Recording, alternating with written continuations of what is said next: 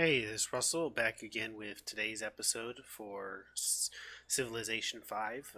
Just a post commentary for this game that I played a little ways back. We're fighting some pikemen because the barbarians have started to get a bit more tougher.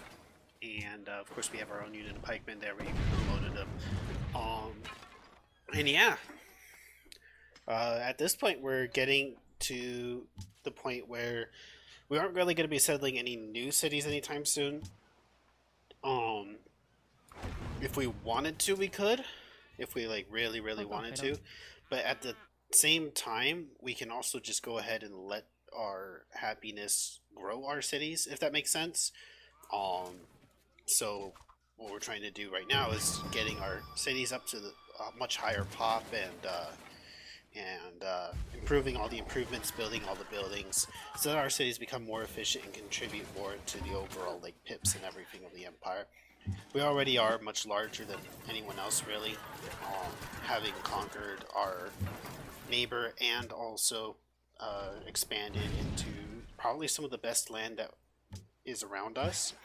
We could expand a bit into the desert, and that has some decent late game perks, like oil and stuff like that.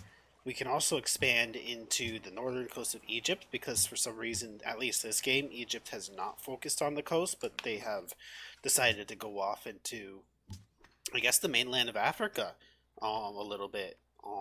It's pretty rare that I don't see them settle the coast. They usually settle the coast on this map, so it threw me off a bit this game not seeing them settle the coast this early.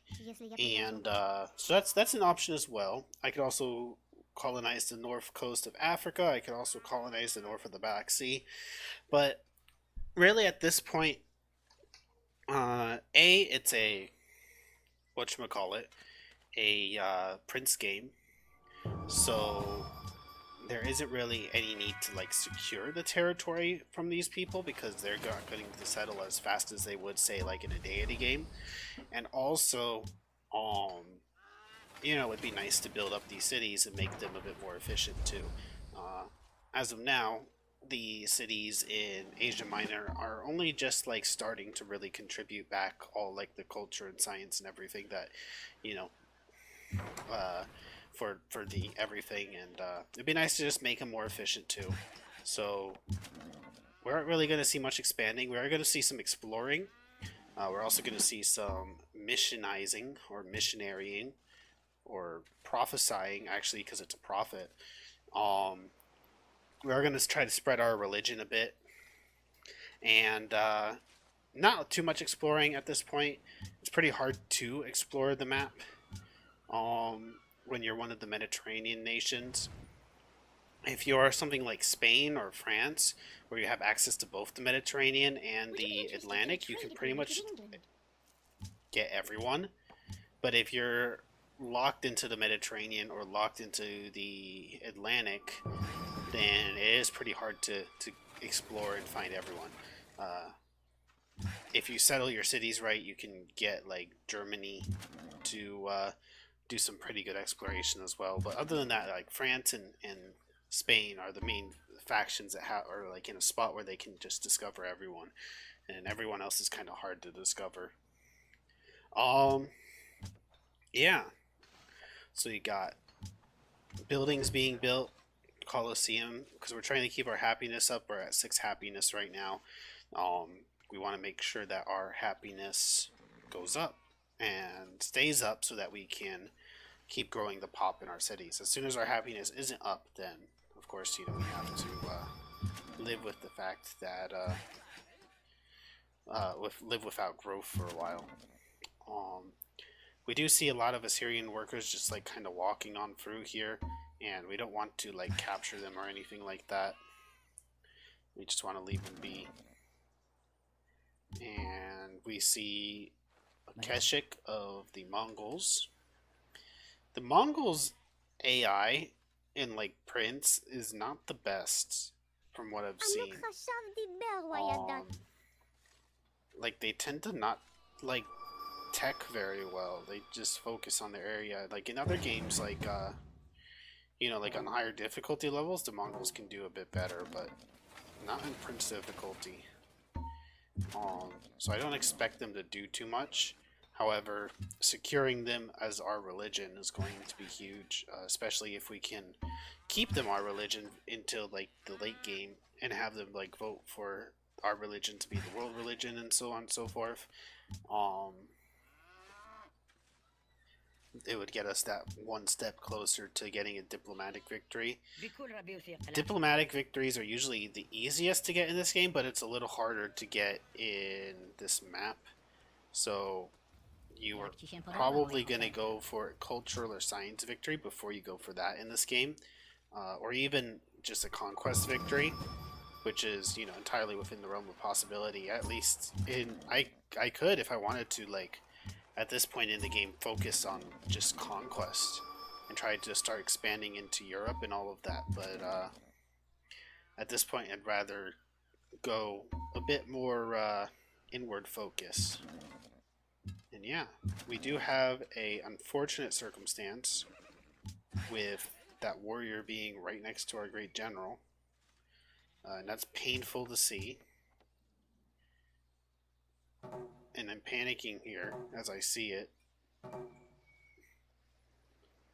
And I'm about to cry. And it's gone. It's so frustrating to do that, but I mean, I could live without the great general. My whole point was I wanted to like move my great general there and pop him off to get the gems, see what I can do with that, but instead I just ended up kind of wasting them. And yeah, it's a pretty sad situation, but I'll live with it, you know. Not much else I can do. There's some other points where I could have put like great generals too, like you know, to get that gold and cotton and stuff. There's a lot of points where to get great generals. And you know, I could also always just capture Nimrod, but at the same time, eh. I mean, besides its two luxuries it has, it's like you'd have to go to war with the Syrians, and they're just so far away. And at this point, again, I'm not looking to get any more cities. I want to just take the happiness I have and use that to grow my cities. We do have 5 out of 5 trade routes listed now, so that we can really start growing our pop. And looking at a mine, looking at all that stuff. We have that Galeas there, so that barbarians won't be able to mess with us. And yeah, we're working towards industrialization. So we're actually not too far off from an ideology already, considering where all the other civs are, in terms of their standing, the era, their technology, and stuff like that. We're leaps and bounds ahead of everyone else right now. And yeah, we're looking pretty good. So there's no need to really rush down anything else at this point besides ideology and stuff like that. And I'm bound to have a ton of coal, you know, with the amount of land that I have. There's no way that I'm not going to be able to get a ideology going for me very early on, because all I need to do is really I need to, of course, secure the coal, build the factories, and then I get an ideology. If I get 3 factories for an ideology, it makes playing the game like with like maybe like a nation like Venice or something like that really hard. And speaking of Venice, it looks like Venice has lost Venice. If you look on the map, the Romans have taken Venice at this point. And yeah, I always thought Venice would be a really fun game to play on this map. Because you can like conquer Italy, like let the Romans conquer Italy for let the Romans settle Italy for you, and then go in and just beat the Romans. I always thought that would be a fun way to do it. I am considering getting a great general, just to make it so that I can whatchamacallit, pop the one thing again, but I ended up going for Great Engineer, which is the smart choice. And yeah, I'm just going to be using them now to get extra hammers. And then I'll be holding on to the other one. And we're pretty close to being able to get... The reason why I'm holding on to that other Great Engineer is because once we get industrialization, because we did go down the commerce tree, Big Ben is something we can grab up, which is nice to have. More money is always good to have. And yeah, Greece is looking pretty good. Constantinople's at 18 pop, and we have a lot of other cities that are above 10 pop, like in the European mainland. We almost have our first city, Smyrna, at 10 pop, and yeah, it's a lot of science to have a city at 10 pop. And there we are. We see the Mongols now. I'm looking now to see what other place I should go to. And I end up moving to Constantinople because I think I'm like planning on making Emorian bigger. We'll see, though, what I end up doing. And yeah. Have some very nice cities, though. Very well balanced cities. Each of them are getting pretty decent production, pretty decent food. And yeah. So if you don't know what happened there, we did put our Great Engineer there, but then the trade caravan just kicked them out. So we had to do the trade caravan thing and then put them back. And then, of course, yeah, we're trading with Amrian now to try to make that a bigger city. Upgrading a unit, doesn't hurt. In fact, it's nice to have so that people aren't like thinking they can push us around or anything like that. It acts as a deterrent. Interestingly, in this game, if you get your army large enough, people will just be like afraid to you. Like it's like a diplomatic stance that they'll have, and they'll like contact you and just be like, "We think you're amazing. You're awesome." And usually that doesn't happen till the late game, anyways. When you have like nuclear bombs, if you can really amass a huge amount of nukes, people will be super afraid of you. So yeah, it's a good as diplomatic status for people to have towards you because it makes them very. They'll never like attack you. They'll always like try to appease you. And yeah, Jerusalem. I could conquer Jerusalem. Right now they're a city-state, so I'm just letting them be a city-state. And I think I do just let them be a city-state throughout the game. On one hand, like it's like, oh, I can conquer Jerusalem and make them, my city. But on the other hand, they give you a lot as a city-state too, mainly votes and delegates. I don't think I remember what I did with Jerusalem, so I guess we'll have to see. But they don't get in the way or anything by being there. If anything, if I do make sure that they're my like eternal friend, which I can do, with huge amounts of money, I can build a road through them and use it as a way to get to places like the Egyptians. So yeah, or Arabians or places like that. So yeah, interesting city-state position for me to work with. Right now, they serve as a pretty nice border, though. They do have a natural wonder, though. +2 happiness, +6 faith, which does kind of go to waste. It is nice to have that. +6 faith won't make much of a difference, and the +2 happiness is a great way to offset like the taking of that city. Because once I take it, you'll have +2 happiness. Again, I don't remember what I do with that city, so we'll see. We will see.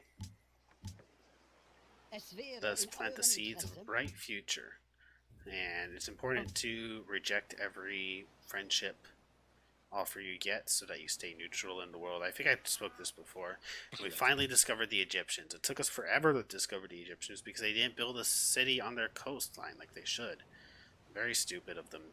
And great writer. He's a thing. And we're very, very close to being able to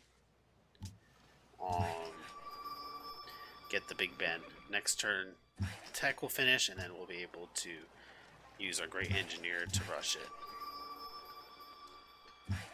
Got mines being built, improvements being improved, writers being writing, and yeah, I'm checking over the great work, seeing if there's anything I can really do with like a theming bonus. That one's a pretty easy one to get, and yeah, so we're getting plus 10 tourism, and it's 141080, and we're about to have factories and Gatling guns. Makes total sense. And our demographics are looking very good. We're top on everything except for soldiers, but we don't need to be top on soldiers just because, yeah, I mean, we're also like advanced technologically. Anyone who is near us isn't really like a threat to us. And yeah, everything's pretty good. It'll be pretty easy to become top in soldiers. A lot of it will just happen like automatically if we were to upgrade our crossbows to Gatlings. We would be second or first pretty quickly if we did that, because we do have a number of crossbows. We do have our cataphract running around, and as you saw on the right pop-up, we had 1 million pieces of coal within our territory, and we already have 10 coal being mined. So I'm going through clicking and seeing where it is. That one is already being given to us because we have a city on it. That one as well. So those are pretty lucky. That one already has a mine on it, and that one already has a mine on it. I think. I'm not sure if I finished that mine, because there were barbarians in the area. We do have coal there, so I can go ahead and purchase all of that stuff in that area. And I'm looking to purchase those tiles as well. Just make sure, you know, we don't lose any tiles to the Assyrians. And yeah. So we got pretty nice borders going there. And we're almost connecting our borders up too. It'll take a little while to connect those two borders up between that city because they are outside the free tile range. But yeah, eventually those will connect up. We could have built a city there again, but it's kind of not the best spot. It had sheep, it had stone, but not much else. I could have. You can make any city into a good city though. Again, so. And we got those cataphracts to go in and stab people.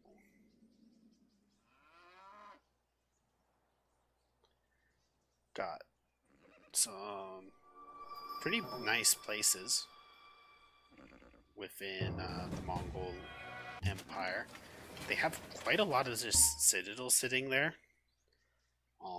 From like great whatchamacallits. And I'm looking around, I'm seeing, you know, basically what can be done. Trying to think of if trying to look for coal. Actually, it looks like, see if there's any purchasable tiles for coal, but doesn't look like it. Just getting a lay of the land now that I just got a tech that kind of shows me more stuff. And yeah, time to start queuing up factories in pretty much all the cities. That's pretty important. And as soon as all those factories kind of get built, then you know, be spreading pretty good. I'm kind of focusing on like certain cities for factories. You know, the cities that just have to build stuff. Because, you know, a lot of like those other cities like in the north don't really have to build stuff. But now I'm queuing up those ones. And yeah, looking pretty good. We do have like, I think it's 5, 6 cities that can't build factories. That one as well. Can't build a factory right now. But we do have another source of coal being within our borders, so we'll be able to build a few more factories at least. And yeah. And of course those guys aren't happy that we claimed all that land, but we don't plan on claiming any more land out here. And and things were fine. At least buying tiles, kind of claiming of land. It would be nice to actually get the Great General popped on that northern part to get those gems like I was planning. You can always build a city there. Again, it's just we have 14 happiness. Getting a city would be a couple less happiness. So, and I wanted to just, let my cities grow at this point. The Shbalak is bombarding people. So we're seeing like a bit of a war going on here. We have that guy. He's improved pretty much the last tile for Broy. The way tiles work in this game, you only want to improve tiles that are like up to 3 tiles away from each city, because after that, like all the tiles after like 3 tiles away, like Orid went and expanded into, for example, tiles that they can never have citizens work in, and so there's no need to put any kind of improvements on those unless they have a strategic or luxury resource. So, for example, Orid has that tile of gems that we're going to put a mine on, even though it can't be worked by the people in the city, just because we still get the luxury resource from having that mine on the gems there. But any other tiles that far out, if there's no luxury or strategic resource, there's no need to improve it. We got a ton of troops just running through here. Troops that for me are just very last era, but for them are very like current. And of course, the Mongols are able to handle that because they have very large military, and they also have special units. They're Civ special units. So they're going to be able to fight them off pretty easily. We, of course, have our dude running around and converting people to our religion up there. And hopefully, that pocket of our religion will just be able to grow and prosper. I'm not holding my breath that our religion is going to be the dominant one in that area. There are other people who have missionaries that they're probably sending there. The Egyptians haven't settled that spot yet, and so if a city is settled in the right spot, it can be a canal city. So maybe we'll be able to do that. Maybe they'll do it. We'll see how that turns out.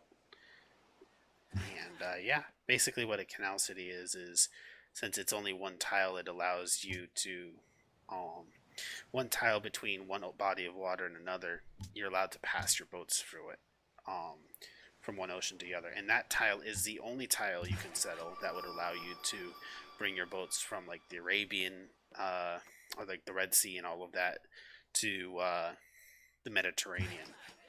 So controlling that tile is pretty important if you are Persia or Arabia or Ethiopia, because you can build your navies over there and then use that city as a way to keep anyone else from bringing their navies in there, and at the same time you being able to move your navies out and all of that. You'll be able to cover that with like artillery too and stuff like that, so that people won't be able to bring their navies there without getting bombarded. And very, very powerful choke point. And navies are still decently important on this map, but kind of less so. I would say that you'd be able to conquer pretty much all of Europe without a navy, except for like England and Sweden and stuff like that. Western Europe, I mean, and then Eastern Europe in the north you can conquer without like a navy. It gets harder when you get to like Constantinople. If you wanted to like cross there, you would probably want naval support. Italy, you'd probably want naval support just because even though you don't need it, it's nice to be able to hit the cities from multiple angles and stuff like that. So navies are still pretty useful against certain civ locations. It'd probably be helpful against the Greeks, the Italians, the Byzantines, There are other civilizations that like are Mongolian, which are just completely landlocked, and like you won't have any benefit by having a navy using it against them. So yeah. Um, so navies have their uses, but you can't just be like naval only, unless I guess you're playing a pretty defensive Britain, or even a pretty defensive Sweden, because it's pretty hard to get to Sweden without a navy. Anyways, yep, we're doing some exploring. Like I said, trying to see what's up there in the north. We're also continuing to improve tiles. We have much more pop in places like Antioch. It's an 11 pop place now because of the trade ship. Smyrna is now a 10 pop city, and we are very close to getting our next ideology, which we'll probably see happen. I want to say next episode, because we are getting kind of close to the end of this one. But yeah, we have some more improvements to do. Of course, our workers are working pretty hard, but they are going to be able to improve pretty much all the tiles without any issue. And yeah, Would you be interested? they're offering stuff, we're refusing stuff, and we're building stuff. Great musician. Let's see what work of art we get from this great musician. I didn't even get to see it. It was too fast. Looking at maybe getting a farm. I think I go for a farm maybe. Nope, a mine. Oh well. And yeah. So anyways, like, comment, favorite, subscribe if you guys want to see more. Thank you guys for watching. This episode we just worked on development and all of that. Next episode we'll see what ideology we choose. Bye. Have a good